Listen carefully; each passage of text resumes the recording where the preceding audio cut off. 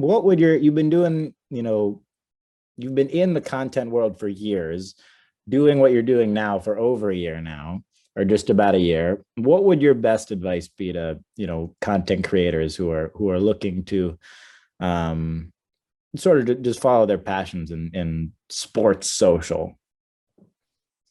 Yeah, I get this a lot. I think it depends what stage you are. Number one, if you're a young kid, if you don't have a lot of practice under your belt, maybe you don't have a ton of resources, man, it's okay to start small. The first thing I did, and I'm sure you did on social, like was not a success, but like, Of course you not. know, like in my eyes, like I thought I was doing pretty well, but you know, wasn't actually a success. So it's okay to start small. I would say that.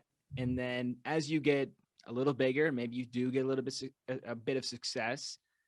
I really, really preach original content and differentiation. Don't try and be the same meme page or the same highlights page that you like.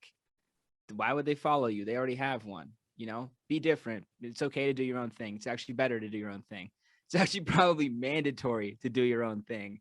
So really try to find your lane, original content. And just like I said earlier, I don't put something out if you don't feel like you would share it with your own group chat. Be proud of the work you put out there. Totally. And I'll add to that too, sort of from my broadcasting background, you just got to get reps in, you Yeah, know, man. just gotta, you just gotta just do it. Like, and sucking at it is great too. Like, that's just as good as doing great at something, in my opinion, especially when you're early at it, because one leads to the other. Even with like graphic design, like I've been doing photos like Photoshop, Illustrator, Adobe Premiere, but on the graphic design end, which has helped me so much in becoming a creator, like having a strong control over Photoshop is so essential to what I do. Even though I'm not a graphic designer, I do it all the time. You can see it in all my videos. My graphic design sucked like 7, 8 years ago. Like it was so bad.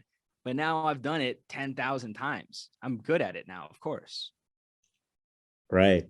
No, I think that's even something that I'm working on getting better at myself, just uh editing videos and photos, because, as easy as it is to hire other people to do that sort of stuff, you can't you can never properly direct somebody at anything unless you know how to do it yourself.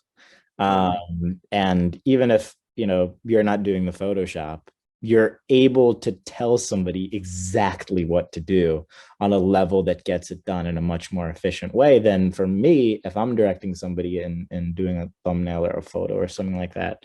um it's not gonna My direction's not gonna be perfect. I need to get somebody who knows what they're doing to direct that person. And they'll respect you more for it too. You guys will have a much better working relationship. Right. It's like, why would I take lesson? Like, I'm much more likely to listen to LeBron teach me how to play basketball than my high school coach who was like 400 pounds. So